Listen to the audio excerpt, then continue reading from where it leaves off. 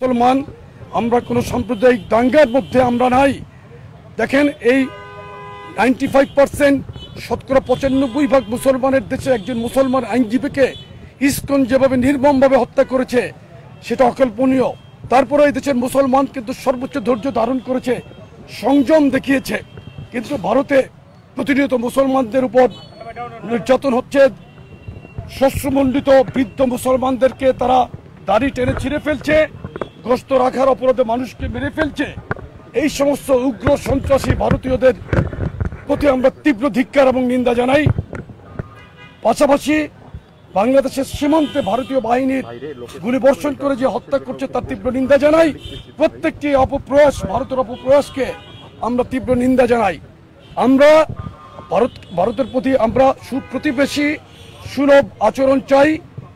ইতিপূর্বে আমাদের প্রিয় নেত্রী দেশনেত্রী বেগম খালেদা জিয়া বলেছিলেন, বাংলা আমাদের বন্ধু আছে কিন্তু কোনো প্রভু নেই। আমরাও সেই একই নীতিতে বিশ্বাসী।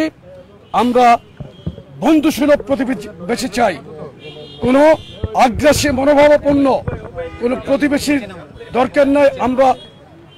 আমরা মানুষের অধিকার রক্ষায় সর্ব অবস্থায় জনগণের পাশে থাকবো ইনশাআল্লাহ।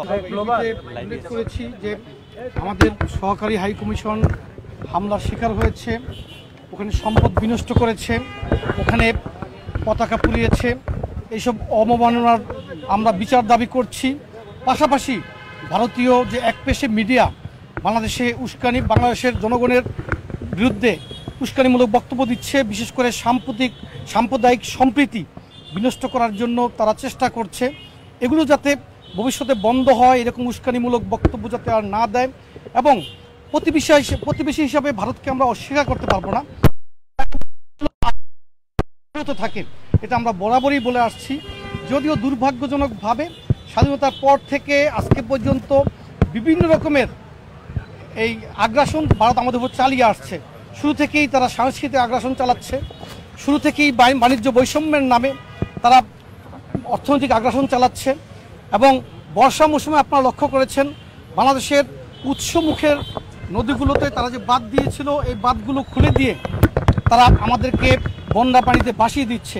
তাদের জাতীয় দিবসে বাংলাদেশ থেকে বিভিন্ন সময় তাদেরকে শুভেচ্ছা জানানো হয়, কখনো ইলিশ পাঠানো হয়, কখনো জামদানি পাঠানো হয়, কিন্তু দুর্ভাগ্যজনকভাবে তারা আমাদেরকে ফেলানির লাশ উপহার দেয়।